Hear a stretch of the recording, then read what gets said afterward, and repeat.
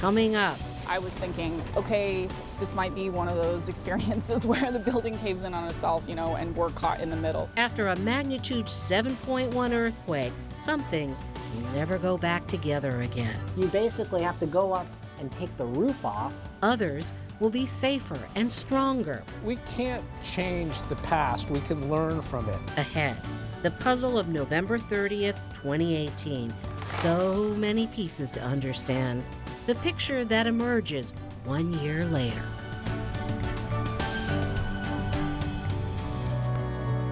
Alaska, where there are old triumphs, but also new frontiers, with challenges as great as the state itself, but a belief that the best is yet to come, bringing you the faces, the places, and the spirit of the last frontier. This is Frontiers with Rhonda McBride. Welcome to Frontiers. For those of you who experienced the November 30th earthquake that rocked Southcentral Alaska, 7.1 is more than just a number. And depending on where you were at 8:29 that morning, each of us holds a piece of that puzzle. Some parts of town shook for only 20 seconds, others up to 40. Let's get out of here. You guys, let's get out. Still long enough to do plenty of damage, but nothing compared to the 1964 earthquake. Devastated Alaska has begun the task of rebuilding after the greatest earthquake ever recorded. You'll find it on the timeline on the mural outside City Hall, a reminder that earthquakes are part of Anchorage's DNA. I had a hard time standing up. Brianna Duke works at the coffee shop at City Hall. When she came in, there were broken syrup bottles on the floor to clean up, but this guy somehow survived. Did you learn any lessons from that day? Sleep with full pajamas. I'm sure everybody does that now, though. Sleep with full pajamas? Perhaps a takeaway from those lightly touched that day. Others had their lives turned upside down, like in Eagle River, where homes were shaken off their foundations, all part of a puzzle with pieces scattered across the region. The sound of the earth rumbling came, the cars started shaking, I reached out and I grabbed a street sign, and the power started flickering. I was between weightlifting, I think, at that point. So I had put the bar down and things were bouncing around by my feet. And not because I'd thrown a heavy amount of iron around. You know how cars will bounce a little bit when they're in park, just kind of back and forth on the transmission and the tires a little bit? They were doing that, but they were all doing it together. I'm standing right here, and I could look out my window and see all of the movement. You could see the building across the way moving. It was a day that would reveal much to the fire chief about the dangers of complacency. The station in South Anchorage, where the fire dispatch center is housed, was hit hard. This section in here essentially became useless when we lost all the power. A problem the fire department should have anticipated. Although the backup generator worked, the quake dislodged the electronics, so the station didn't have power in the first stages of the response. Dispatchers use radios, cell phones, and text to respond to emergencies. And they had plenty of them, like this fire at a church in Fairview, caused by a downed power line. The biggest lesson learned for Anchorage Fire Department is we have to be better prepared to handle the circumstances post-earthquake. And there was sand blowing out into the floor. And it wasn't easy at the dispatch center, which sits on a creek bed.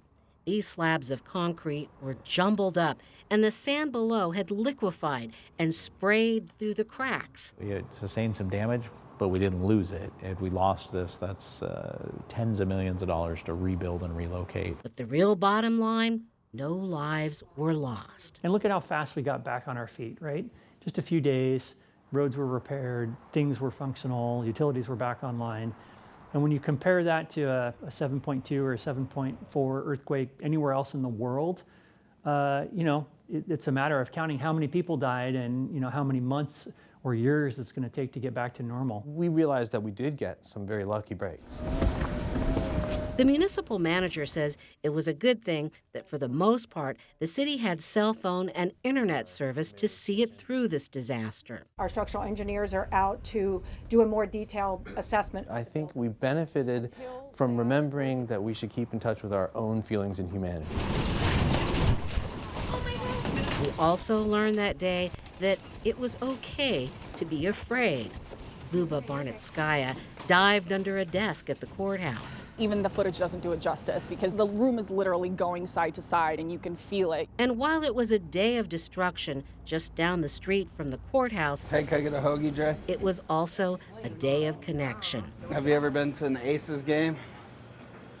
And they get the thunder rolling in the Sullivan Arena. People are coming over here, they're in like their pajamas and everything because they're evacuating the Captain Cook. I didn't really want to kick anyone out, you know. So he didn't. Shane Rogers not only let people stay, but gave them free coffee and sandwiches. It's a natural disaster and people need to feel like they're welcome. And my bed was shaking. Betty Knutson wasn't here that day, but at home when neighbors came to her rescue. The important thing is that, you know, the people came down and checked on me, gave me a hug, and they took me upstairs to be with them, so I don't have to be alone down there. A year later, as we still try to fit the pieces of the puzzle of that day together, maybe the only thing we know for sure is that kindness is the glue. There's a lot of lessons that we learned. I think the most important is that when Alaskans come together, especially in times of crisis, we can solve anything, we can get through anything, and there's a strength in that, and we need to draw on that strength. The fire department says the power supply at the dispatch center is now better secured, and overall, they've stepped up their game to prepare for earthquakes because it's an investment that saves both lives and money. So, what is the price tag for the damages that we saw that day?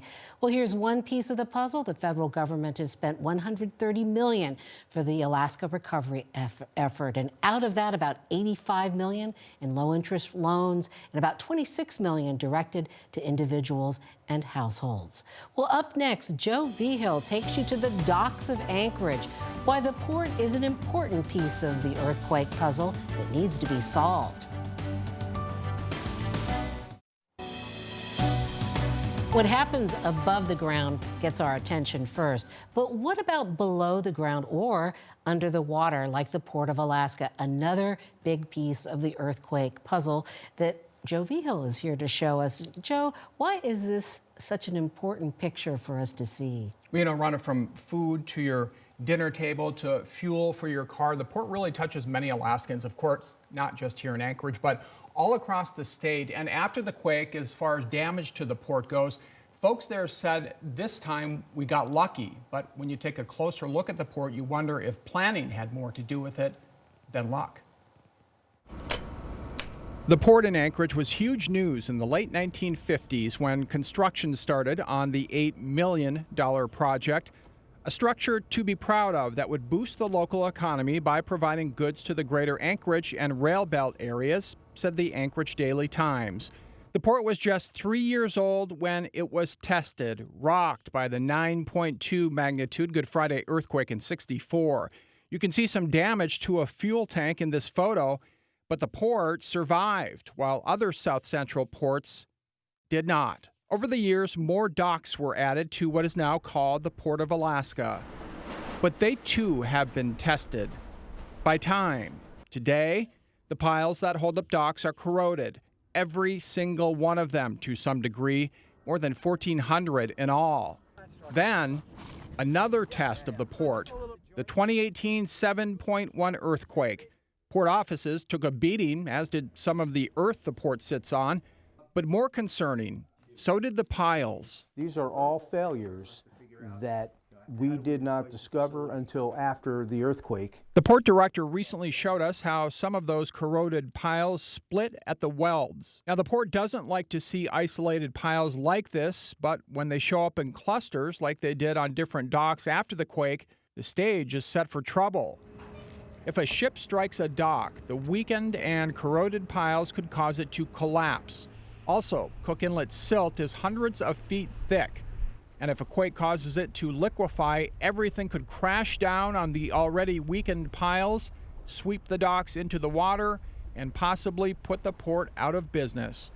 To answer the question, what could happen here with another big quake, take a look at what was done prior to November 30th. For years we have been we have been doing this annual wharf pile repair program and putting sleeves on the piles to combat the corrosion in order to continue to keep the load-bearing capacity on the docks going. The temporary fix to wrap the corroded piles in metal jackets to keep them as strong as possible.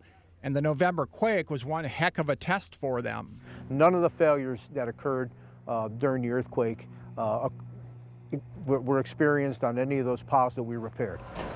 And there's something else the port learned as it continues with a huge modernization project. The main focus right now is the petroleum and cement terminal area. Why is that important to you? The port says about half of the jet fuel for Ted Stevens Airport comes through the port's petroleum terminal each year, as does 100% of jet fuel for all of J-Bear, and the gas people put in their cars in the Anchorage Bowl and the Valley. The plan for a new dock here will also make it easier and quicker to offload cement. It's stored in this dome and these nearby containers. 80% of cement used for Alaska construction projects comes through Port of Alaska, which includes cement for a massive construction project in Fairbanks to support the Air Force's F-35 squadron. But first, crews worked to stabilize the area using a process called deep soil mixing, which included cement. The natural moisture content in the ground hardens the whole thing up, and you create a grid of hardened cylinders that add a reinforcement to the shoreline to stabilize it. The port says after last November's quake, officials discovered signs of liquefaction on the outer sides of the cement dome, but not in front of it, where deep soil mixing took place. That was hard as a rock and stable and untouched. Tough to imagine a failure here. I hate to predict, but it could have been pretty catastrophic if that thing broke in half and opened up. But after November 30th, there was no disruption to the flow of cement and fuel or the groceries headed for your dinner table. We've got a good, strong team down here that puts in a lot of time and a lot of effort to get this modernization program right. But port leaders warn that some repairs are just Band-Aids to hold the port together until there's money to modernize everything. And they can't say with certainty what will happen here if the port is tested again.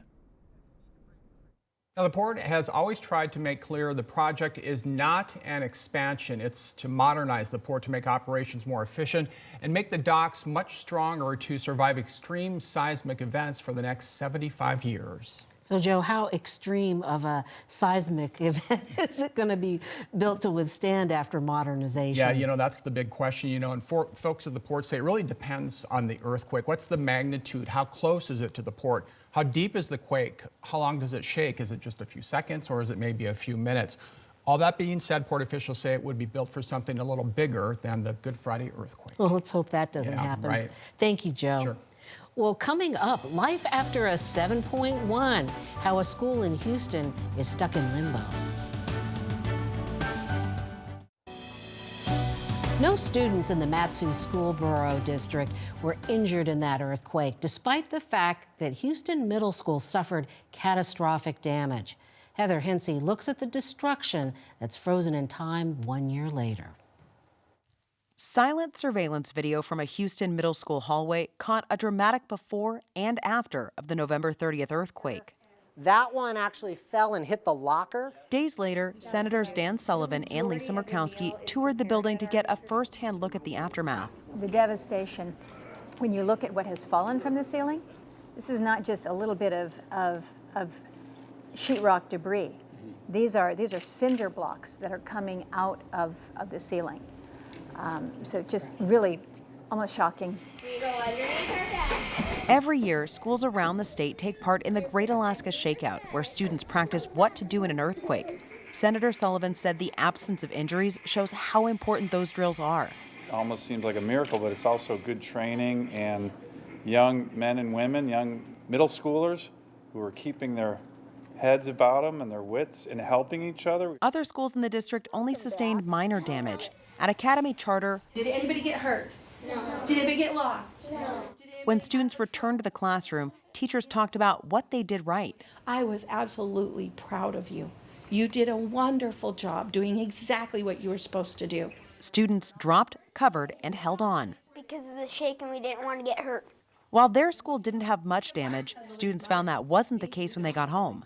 All my toys fell down, all my books fell down, my TV was crooked, and my bed was crooked. Of course, that's nothing compared to the concrete that came down in the halls of Houston Middle. So when everything shook, it blew that connection out. A year later, not much has changed. That drywall blew out as everything shook. The district's planning and construction manager, Tony Weiss, showed the damage to several Mat-Su-Borough Assembly members as the anniversary approached. Better seismic codes. The only work construction crews have done is the bare minimum to keep the building standing. This was starting to get stressed, the steel and break, which means the beam was starting to pull the roof down. So we had to add the scaffolding to keep the roof structure up. Houston Middle was built out of concrete masonry unit, or CMU blocks, more than 30 years ago. The material choice was one of the reasons the design failed. Most of the other schools, besides just a couple, were not constructed to the same manner that Houston Middle was constructed. Older codes, a lot of our other structures are steel or wood framed. We do have CMU block, but it's not quite constructed the same way as Houston Middle is. The option to replace the two-story classroom wing and repair the other sections of the school comes with a price tag of about $29 million. All 6th through 12th grade students are currently at the high school, many in portable classrooms. Superintendent Monica Goyette said it was the best solution to keep Houston students together, but it's not a long-term fix. The state designates students that are in portables as unhoused because it's not the ideal situation for safety of a school campus or for academic performance. And the building itself is not made to have 700 students in and out. You basically have to go up and take the roof off. For now, the district is working to finalize funding, hoping to replace the destroyed classroom wing with a better design that will withstand the next big quake. For Frontiers, I'm Heather Hinsey. Between insurance and money from the Mat-Su-Borough, the superintendent estimates a $7 million shortfall right now, a gap that could be bridged with state or federal funds. You may have seen Rob Witter out in the community giving presentations. He's a geologist with the U.S. Geological Survey, part of a team focused on learning as much as possible from this quake to predict and prevent damage from the next one. No one in this audience had experienced the 1964 quake, and it's those stories from survivors of that quake which have helped us to prepare for November 30th. But almost everyone had been through last year's quake, and Witter told the gathering that their stories will be an important part of the oral history to help future generations of Alaskans. And Rob Witter joins us right now. Well, Rob, the first question I got to ask you is, where were you at 8/29? Well, I was driving in my old Subaru, and it has pretty bad shocks. And I was driving over a snowy, potholed road. So I didn't feel the shaking at all when the earthquake first occurred. I thought it was just a bumpy road. But I noticed snow falling out of the trees, and I thought, it's not windy, what's that?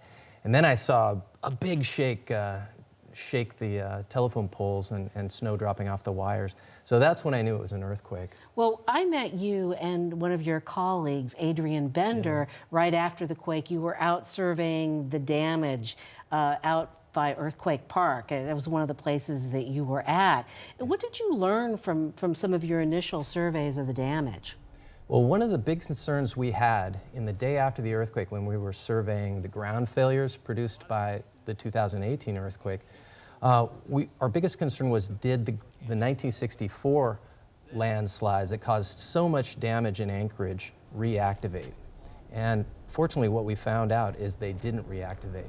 But in the field, and you were there, we were looking for evidence of cracking and movement on these ancient landslides and these landslides that slid in 1964. And we found that the blocks that moved in 64 did respond to the shaking, but the shaking wasn't long enough and it wasn't the right frequency to cause bigger reactivation. Now, you also did a lot of aerial surveys, and we have some photographs that were taken from that. What did you learn looking at the big picture?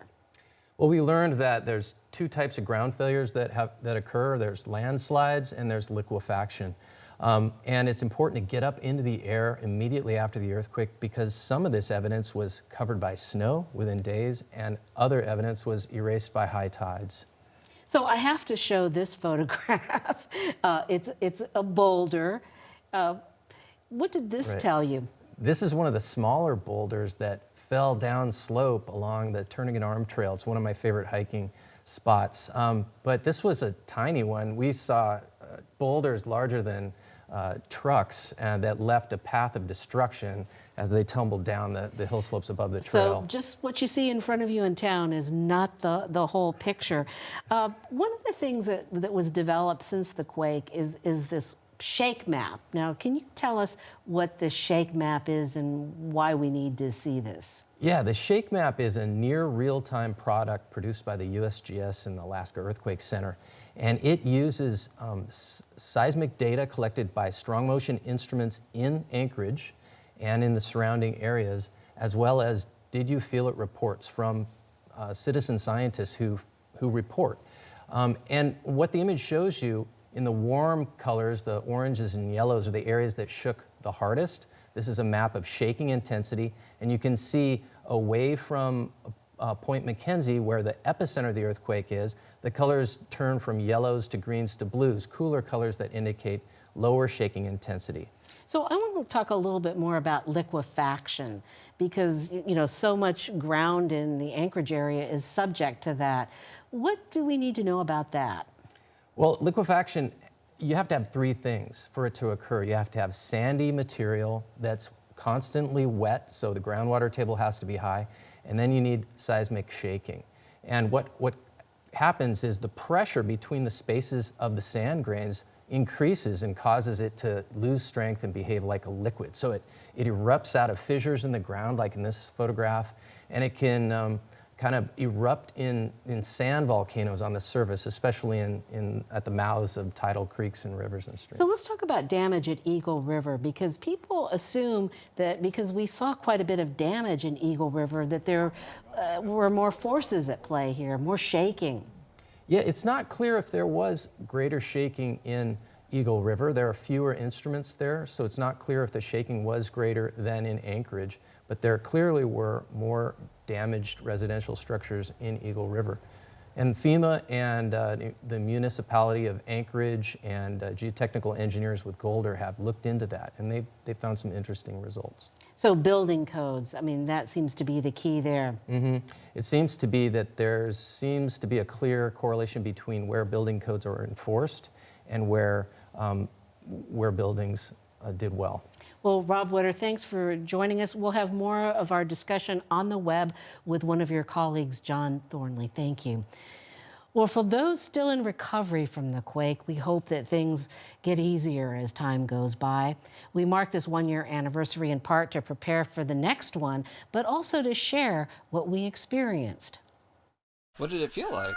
It felt like a machine under the ground that was digging a hole. Yeah.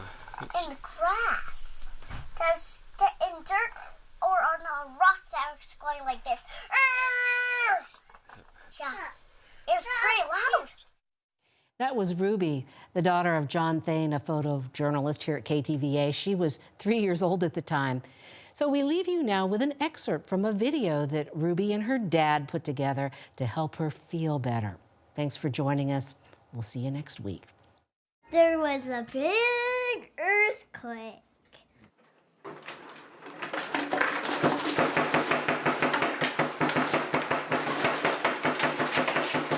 Whoa. Well, they just put away their cookies and held very still. But luckily, they had plastic faces, so nothing would break in this earthquake. Then they started to pick up the house. The kids were not scared because they were like older kids, and they were about like 4 or 5.